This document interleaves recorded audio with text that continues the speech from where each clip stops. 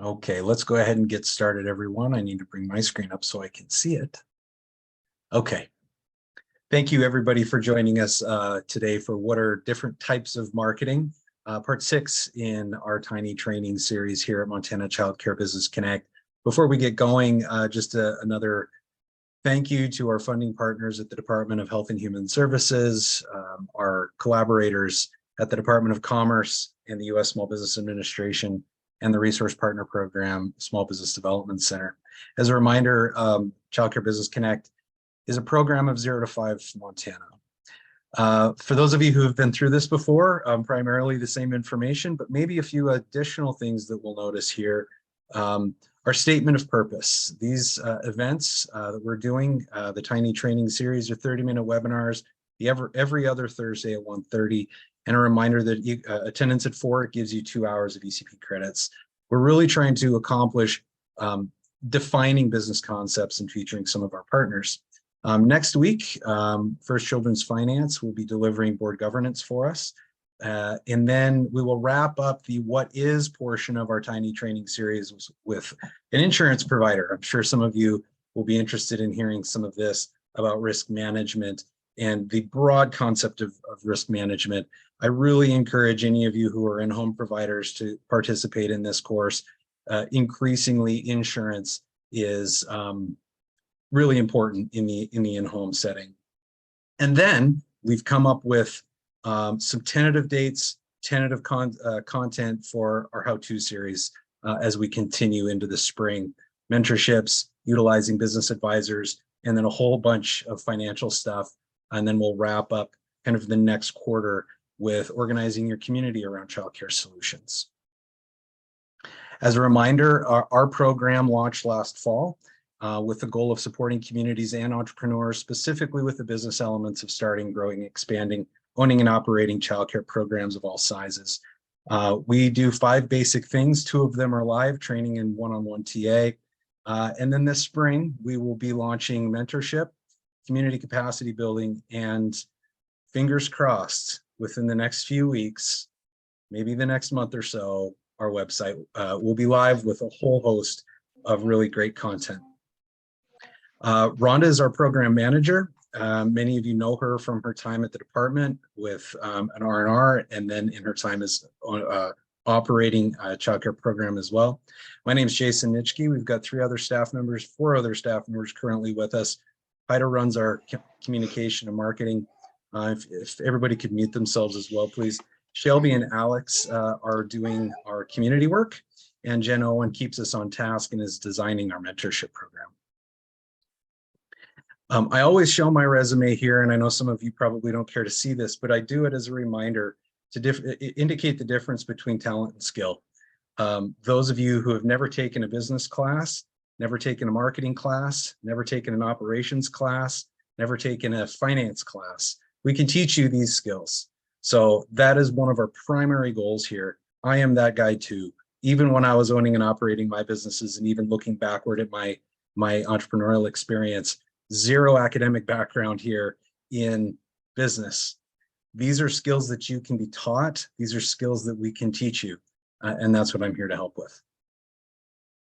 All right, so we're going to talk about the different types of marketing here, but I'm going to focus us on a couple of things. We're going to hit a bunch of different marketing concepts, a bunch of different types of marketing, but we're going to start with 2 really important things regarding setting expectations. We're going to also kind of dig into a little bit why talking to certain audiences in different ways will be more meaningful and will deliver better outcomes and different outcomes, but you have to customize those words. We're going to talk to you about the funnel and what calls to action. And then we're going to get into some categories of marketing activities that I think a lot of you are probably really interested to hear about, and that may be what you're looking for when you saw the title of this. But I'm going to focus you on a couple of things, and everything else will come from there. But first, if you've done this before, you know I like to set some definitions and ask some questions. So let's start with a basic definition of the concept of marketing. This is the book definition here. Marketing refers to a set of planned activities designed to positively influence perceptions, and purchasing decisions. So perceptions, my translation, are what people say about you and what they think about you. The marketing concept there, brand management. Purchasing choices and the influence there, which is what most people define marketing as, is getting people to do what you want them to do. That requires very specific and clear calls to action. In both situations, it's important to say the right words to the right people at the right time. And I know there are folks out there who have had conversations with public officials, maybe a banker or two, or somebody outside the childcare industry, and you say certain things and their face goes blank. So we want to say the right words to the right people at the right time through the right channels. As it relates to what we're trying to accomplish, we're trying to motivate people on their perception of you, motivate people to make a purchasing decision with you, and setting expectations accordingly, and we're going to get to that. A couple of interchangeable terms you may hear kind of fall out of my mouth today. I generally define proactive marketing as a sales activity that takes a little bit more initiative. It's a little bit more forward. Reactive marketing, which is what most people that I have conversations with, this is how they define marketing, kind of reactive stuff. Social media, websites, and things that you just hang a lure out there, as if a fishing analogy. You hang it out there and people come and find it. Sales is more proactive. It's a little bit more hunter-gatherer. Promotion is an umbrella term that fits both of those two categories. My introduction question for you today. What is this? I've got 3 options for you. If you wouldn't mind, drop it into the chat. Is this a leaky bucket, a beer bong, or a funnel? Trying to make it easy this time. And I will give you a minute. This gives me a minute to take a drink of water. It's a funnel, obviously. It's not a beer bong. But realistically, this is the sales funnel. This is the difference between people not knowing you and people buying something from you, or depending on your audience, submitting a job application to you. Each one of those kind of 5 categories also aligns with a sales pipeline, and understanding where people fit in that pipeline or don't helps us understand what words to say to those people at what time and through which mechanisms. So let's transition now into our kind of primary topics. Before we start to think about promoting a business, it's important to determine what you want to happen from that investment of time, effort, energy, and resources, which includes money. And there's 2 concepts in marketing that apply here. I'm one of those people, I like to boil away and distill to very core concepts. I like to understand frameworks. And this is where I spend my time thinking about, if I want to do something and move the needle on something, there's a couple of strategies here. One is top of mind awareness. The other is return on investment. Understanding where those fit in the sales funnel helps to determine what your expectations are and what the activities might be to link those 2 together. Let's define some terms. Top of mind awareness is a concept in market research that is a measure of how high a brand ranks in the consciousness of a consumer. That's the book term. Another one refers to a brand or a specific product being first in consumers' minds when they think of a particular industry, category, product, or service. So my translation to the book definitions are, this is getting the word out so that people know you exist and know what you do, so that when they want something that you have, they think of you first. So that has one kind of expectation associated with it, and it flows into one side of the funnel. The next is return on investment. This book definition is, it measures the resources your company spends on marketing campaigns against those that drive revenue from those campaigns. It's a term that indicates how a company's marketing efforts drive profit and revenue growth. Can we see that those 2 things are different? Somebody nod. They're different things. One has a different expectation than the other. My translation to this here is, ROI strategies in marketing set an expectation of an immediate return, call it short term. Awareness strategies have a longer term. It's a completely different expectation. We're bringing it home here a little bit. Awareness, again, people know about you. So when they need to make a purchasing decision that is relevant to you, they turn to you. ROI is, we want something to happen right now in a certain period of time, and it's very specific. So let's land the plane here. I want an example. If I have an itch on my back and I just speak it out loud to the world, that's making a statement. It's just letting people know I have a scratch on my back. But if I can't reach that scratch and I want somebody else to get it for me, hey, sweetheart, can you scratch my back? My daughter did this to me the other night. She goes, Daddy, I'm thirsty.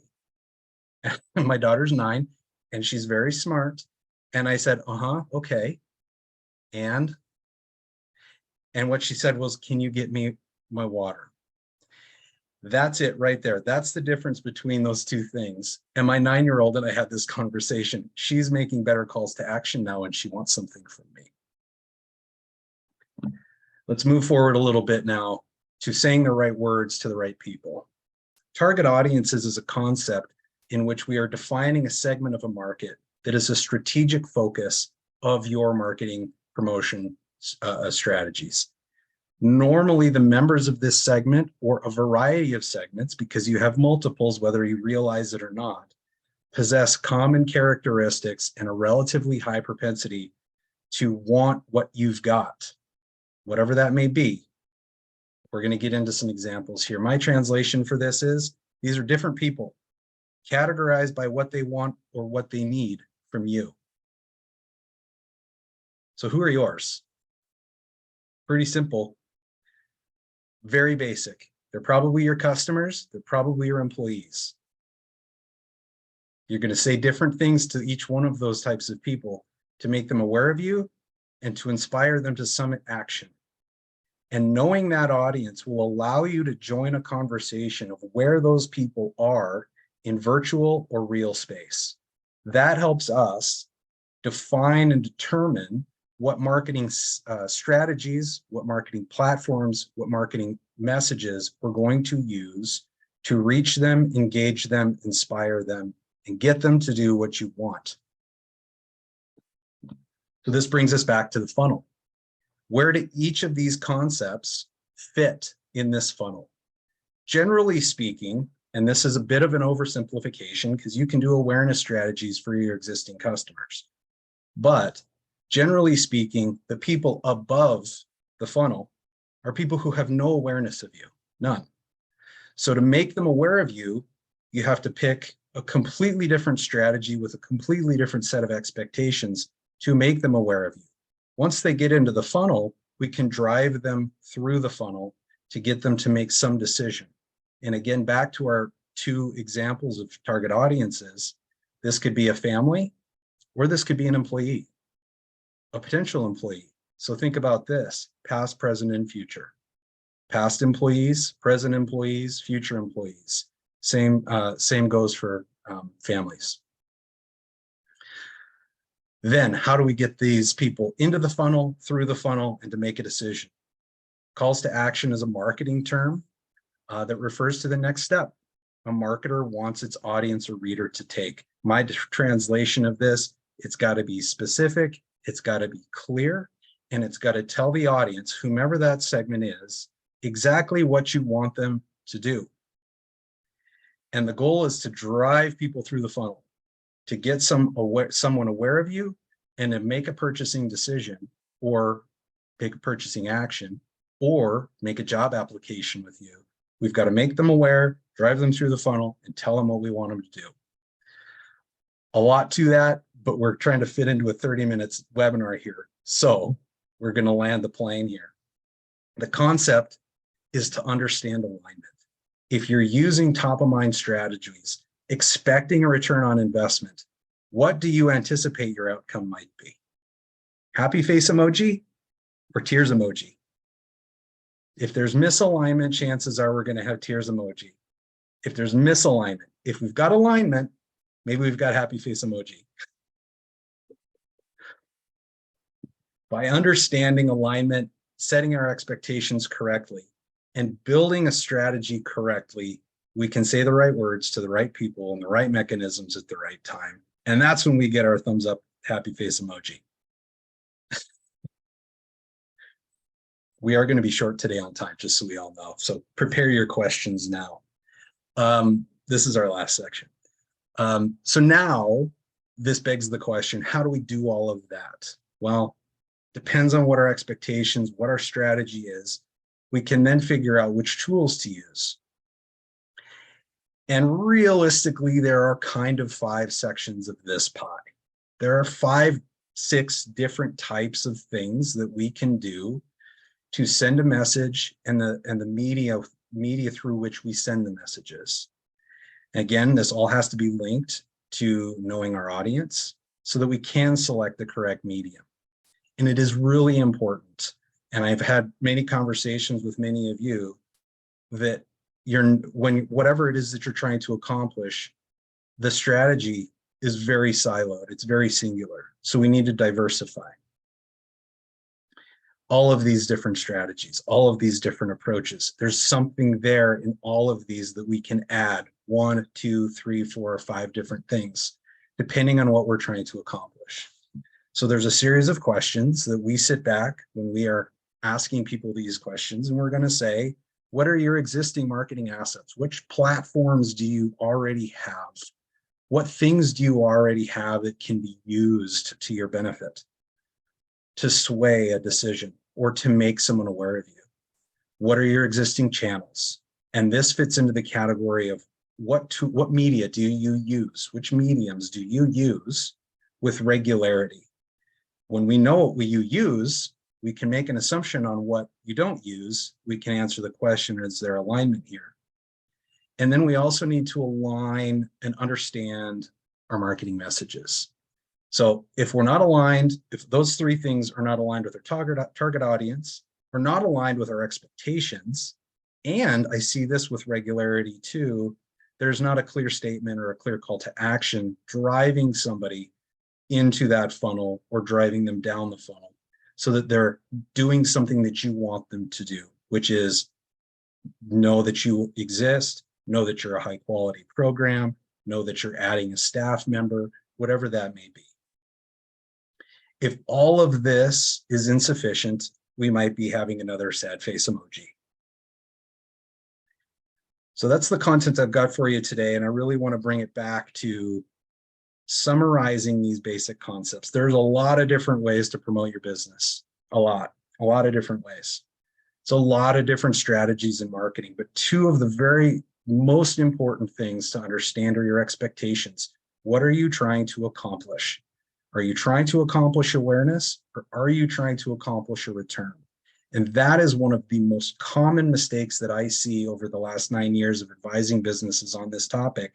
There's often a misalignment of expectations, 2 ships passing in the night. You're saying things into the void nobody's going to hear because you're saying the wrong things to the wrong people at the wrong time.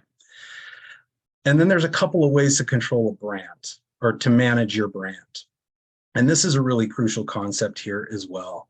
If you're not doing brand management, not doing awareness and perception management, you are giving up and relinquishing that control to someone else who's then going to publicly say on your Google listing, your Google My Business listing, this business is good, bad, it's a crappy place to work, it's a great place to work. You're relinquishing that control through your social networks. And what we don't want to do is just give it up. We just don't want to say, okay, tell me what you think of me, and that's what that is. So a couple of ways to manage your brand. I would encourage folks to control the message. And then the last thing here that I'd like to bring home is in achieving the marketing goal, whatever the marketing goal may be, understand your audience, join the conversation. Wherever they are, go there.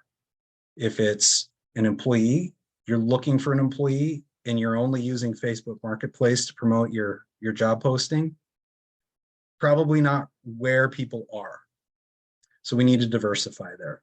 And again, I hope I've said this enough, the right words to the right people at the right time. If you're interested in learning more about this topic, certainly there are other things on marketing at other more childcare industry specific learning platforms. But I think there is a ton of value of cross-pollination. And by integrating yourself into some of these other small business administration resource partner programs, Department of Commerce, Department of Labor, you can start to cross-pollinate with other industries and learn things from other industries that you can apply to your own business. A lot of great stuff out there. Women's Business Center programs, Small Business Development Center programs publish all of their training and workshops that are upcoming on the Small Business Development Center website, which is hosted at the Department of Commerce. And then there are tons of marketing related trainings recorded and available for you, varying degrees of length and detail on the classroom of the same page.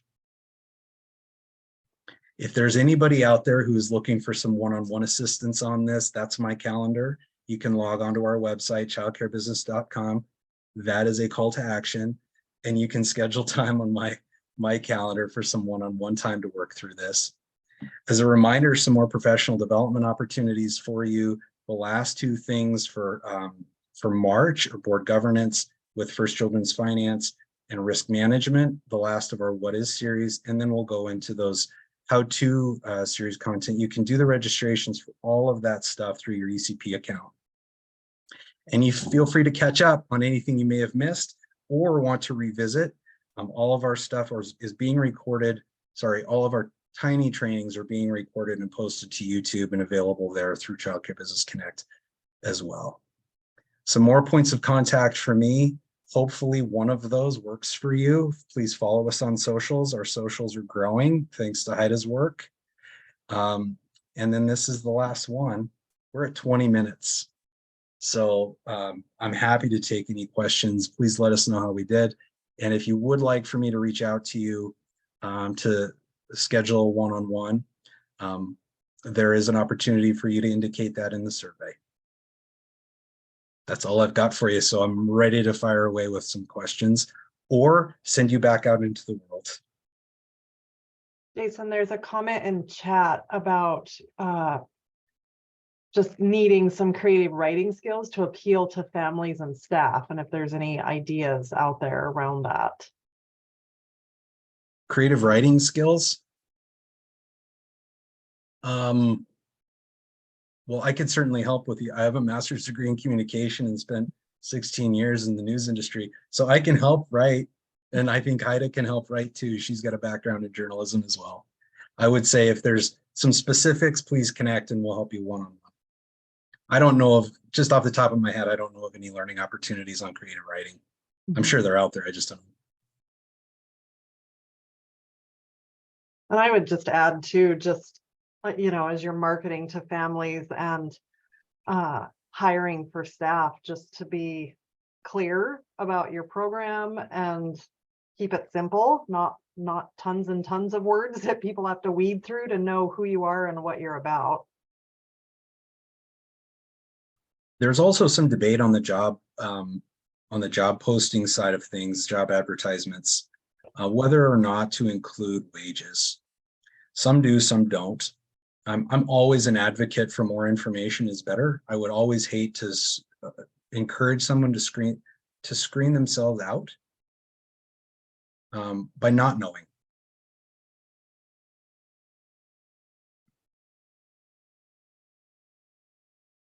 Anybody else? Anything else? Feel free to unmute.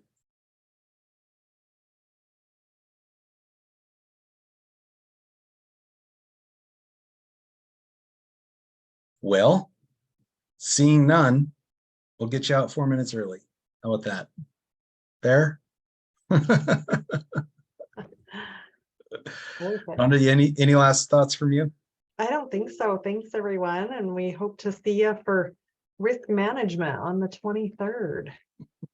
And you promise you won't go to sleep.